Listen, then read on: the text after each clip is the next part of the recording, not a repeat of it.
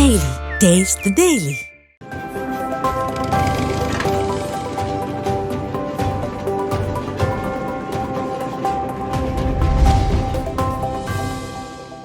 சென்னை கிண்டியில் சென்னை சங்கமம் நம்ம ஊர் திருவிழா அமைச்சர்கள் தாமு அன்பரசன், மூப்பை சாமிநாதன் தலைமையில் நடைபெற்றது. சென்னை கிண்டியில் உள்ள கத்திப்பாரா சந்திப்பில் சென்னை சங்கமம் நம்ம ஊர் திருவிழா நிகழ்ச்சி நடைபெற்றது. இந்நிகழ்வில் அமைச்சர்கள் தாமு அன்பரசன், மூப்பை சாமிநாதன் ஆகியோர் கலந்து கொண்டு நிகழ்ச்சியினை குத்துவிளக்கு ஏற்றி தொடங்கி வைத்து நிகழ்வுகளை பார்வையிட்டனர். பின்னர் செய்தியாளர்களிடம் பேசிய அமைச்சர் மூப்பை சாமிநாதன், சென்னை மாநகர பகுதிகளில் 18 இடங்களில் ஏறத்தாழ 1500 கலைஞர்கள் கலந்து கொண்டு இந்நிகழ்ச்சி நடைபெற்று வருகிறது என்றார். மேலும் பொங்கல் பண்டிகைக்கு பிறகு இயல்இசை நாடக மன்றத்தின் சார்பில் அனைத்து மாவட்டங்களிலும் கலை நிகழ்ச்சிகள் நடத்தப்பட உள்ளதாகவும் தெரிவித்தார். அனைவரும் அறிவீர்கள், இன்றிலிருந்து தொடர்ந்து 17ஆம் தேதி வரை தொடர்ந்து 4 நாட்களுக்கு இந்த நிகழ்ச்சி நடைபெறுகிறது. அந்த வகையில் சென்னை மாநகர பகுதியொட்டி 18 இடங்களில் இந்த நிகழ்ச்சி நடைபெறுவதொட்டி இன்றைக்கு கத்திப்பாரா மேம்பாலத்தின் கீழ் பகுதியில் இந்த நிகழ்ச்சி இந்த ஆண்டு கலை பண்பாட்டுத்துறையின் சார்பில் நம்முடைய தொகுதியினுடைய ஆலந்தூர் தொகுதியினுடைய சட்டமன்ற உறுப்பினர், தமிழ்நாடு அரசினுடைய குறு சிறு நடுத்தர தொழில்துறை அமைச்சர் மாண்புமிகு சகோதரர் தாமு அன்பரசு அவருடைய வேண்டுகோளுக்கு இணங்கி இந்த இடத்தை தேர்வு செய்து இந்த ஆண்டு இங்கே கலை பண்பாட்டுத்துறையின் சார்பில் இந்த நிகழ்ச்சி போல நடத்தப்படுகிறது. இதுபோக 17 இடங்களில் நடைபெற்று வருகிறது சிறப்பாக. அந்த வகையில் ஏறத்தாழ சுமார் 1500 கலைஞர்கள் இதில் கலந்து கொண்டு ஆங்காங்கே இந்த நிகழ்ச்சியில் தொடர்ந்து நடைபெற்று கொண்டிருக்கிறது.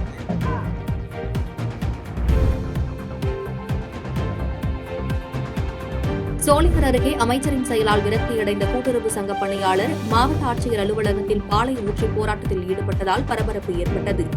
ராணிப்பேட்டை மாவட்டம் சோளிங்கர் வட்டம் ஆயிலாம்மேடு பால் உற்பத்தியாளர் கூட்டுறவு சங்கம் சார்பில் கடந்த 2 ஆண்டுகளாக கூட்டுறவு சங்க பணியாளர் பழனி சுற்றியுள்ள கிராமங்களுக்கு சென்று பால் கறவை செய்து தினமும் கொடைக்கல் ஆவின் பால் பண்ணையில் கொடுத்து வந்துள்ளார்.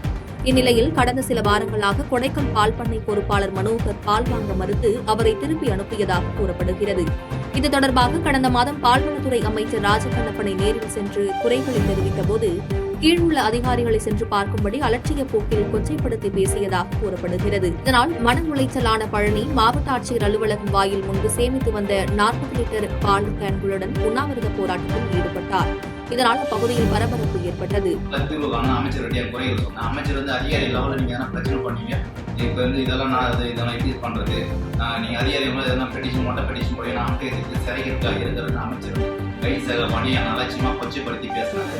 இதனால எனக்கு மன உளைச்சல் ஆளாகி நான் வந்து மறுபடியும் சரி இது கடவுளை தான் ஒரு நல்ல ஒரு முடிவு தீர்வு காணணும்னு நான் மனசுல நினைச்சு நான் வெளியே வந்துட்டு அமைச்சர் பங்களாவிட்டு.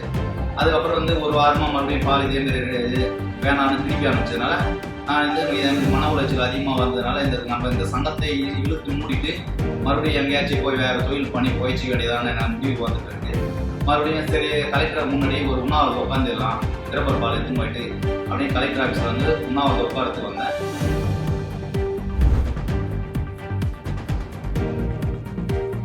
உத்தரமேரூர் அருகே ஏரிக்கரை தாங்கலில் 3 இளம் இளைஞர்கள் முகத்தில் தீயிட்டு கொளுத்தப்பட்டு வெட்டுக்காயங்களுடன் மீட்டு போலீசார் விசாரணை நடத்தி வருகின்றனர்.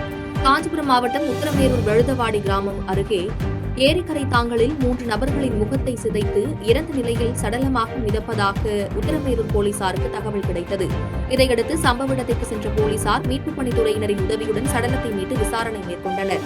இதில் இறந்த நபர்கள் பழைய சீவரம் கிராமத்தை சேர்ந்த விஸ்வா, சத்ரியன், பரத் உள்ளிட்ட 3 பேரும் பாலஜாபாத் அருகே உள்ள பள்ளியில் 12ஆம் வகுப்பு படித்து வருவதாகவும் கூறப்படுகிறது. மேலும் இச்சம்பவம் குறித்து போலீசார் வழக்கு பதிவு செய்து விசாரணை மேற்கொண்டு வருகின்றனர்.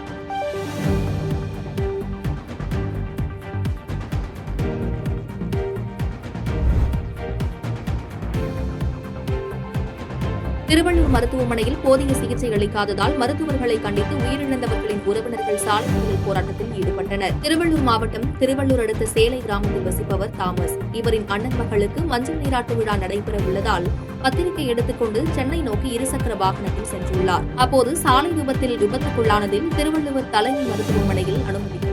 அப்பொழுது மருத்துவமனையில் மருத்துவர்கள் மற்றும் செவிலியர்கள் இல்லாததால் உறவினர்களே முதலுதவி சிகிச்சை அளித்துள்ளனர். இதைத் தொடர்ந்து அங்கு பயிற்சியில் இருந்த மருத்துவர் சிகிச்சை அளித்து சிகிச்சை பலனின்றி அவர் உயிரிழந்தார்.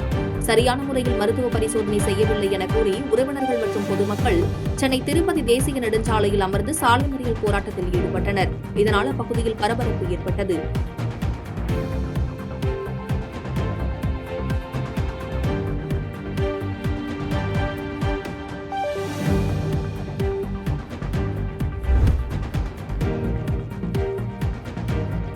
புதுவண்ணாரப்பேட்டை அருகே கஞ்சா விற்பதை போலீசாருக்கு தகவல் கொடுத்த வாலிபரை கொடூரமாக கொலை செய்யப்பட்ட சம்பவம் அப்பகுதியில் பரபரப்பை ஏற்படுத்தியுள்ளது.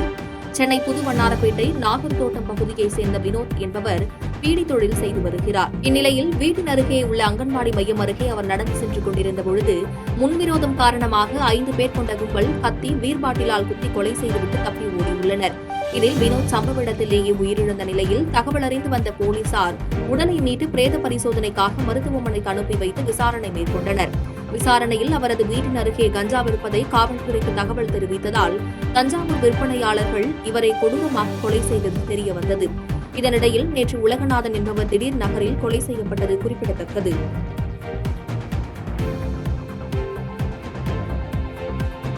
பாதகம் செய்பவரை கண்டால் நாம் பயம் கொள்ளலாகாது பாப்பா. மோதி மிதித்து விடு பாப்பா, அவர் முகத்தில் உமிழ்ந்து விடு பாப்பா. அண்மை செய்திகளை உடனுக்குடன் தெரிந்து கொள்ள இணைந்திருங்கள் எம் நாடு தொலைக்காட்சியுடன்.